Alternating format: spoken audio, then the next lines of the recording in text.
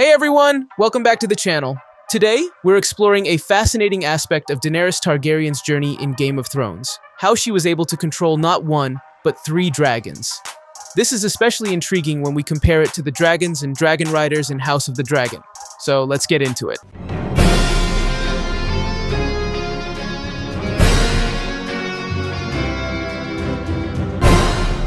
First, let's talk about the unique bond between dragons and their riders in House of the Dragon. This bond is a major theme in the series, and it's clear that dragons are very selective when it comes to choosing their riders. We see this with Rhaenyra and her dragon Syrax, who can even feel her rider's pain and mental anguish. However, just having Targaryen blood isn't enough to guarantee a bond. The connection between a dragon and its rider is special and not always easily achieved, even among those with the right lineage. Now let's compare this to Daenerys. Before Drogon, Rhaegal, and Viserion were born, dragons were thought to be extinct, dying out after the Dance of the Dragons. Dany's ability to control her dragons is unique and remarkable, especially when you consider the magical circumstances of their birth. In Game of Thrones Season 1, Daenerys was gifted 3 petrified dragon eggs. From the start, she felt a special connection to the eggs through her Targaryen heritage. However, the eggs didn't hatch without some help from blood magic and a funeral pyre. This allowed her to emerge as the Mother of Dragons, a title that stuck through all 8 seasons of Game of Thrones. The births of Drogon, Rhaegal, and Viserion were seen as miracles, but for Daenerys, they served as her children. This deep, almost maternal bond with her dragons was something that no other Targaryen likely ever experienced to the same degree. While House of the Dragon showcases the connection between a dragon and their rider, it's not to the same extent as Daenerys' bond with Drogon, Rhaegal, and Viserion. In Game of Thrones, Dany was even able to lead all 3 of her dragons into battle, as seen in the attack on Meereen in Season 6, and the fight against the Night King's army in Season 7's Beyond the Wall.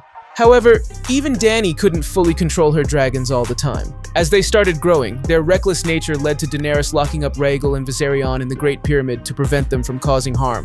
This period of separation was brief, but highlighted the challenges Daenerys faced in raising dragons without the traditional Targaryen support systems. This brings us to another key difference between Dany and the dragon riders in House of the Dragon. Dragons were extinct for around 150 years before the hatching of Drogon, Viserion, and Rhaegal. This meant Dany had little knowledge or resources on how to care for them properly.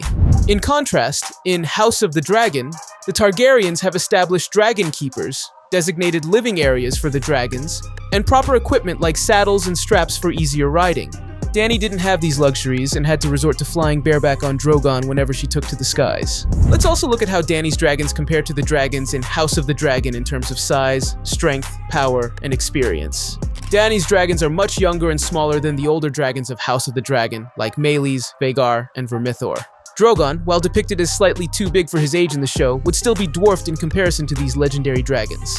This smaller size means Daenerys' dragons aren't quite as powerful as some of the more formidable dragons from the prequel series. The battles that Dany's dragons fought in Game of Thrones also reflect this difference. While Drogon, Rhaegal, and Viserion had some spectacular moments, they lacked the extensive battle experience of dragons like Vhagar, who fought in Aegon's conquest and other major wars, or Daemon's dragon, Caraxes, who had a wealth of battle experience, including the Fourth Dornish War and the War for the Stepstones. In Game of Thrones, the battles Daenerys' dragons fought didn't always end well, with only Drogon surviving the series. This highlights a key difference between Daenerys' dragons and the seasoned war beasts of House of the Dragon.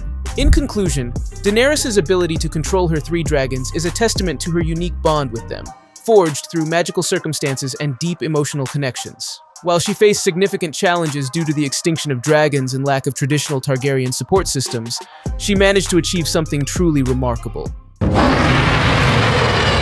Her dragons, though younger and less experienced, still played crucial roles in her quest for the Iron Throne. Comparing this to the dragons and dragon riders in House of the Dragon highlights just how special Dany's journey was. That's it for today. What do you think about Daenerys' bond with her dragons compared to the dragon riders in House of the Dragon? Let us know in the comments below. And if you enjoyed this video, don't forget to like, subscribe, and hit the bell icon for more insights into the world of Westeros. Thanks for watching, and we'll see you in the next video. Dracarys.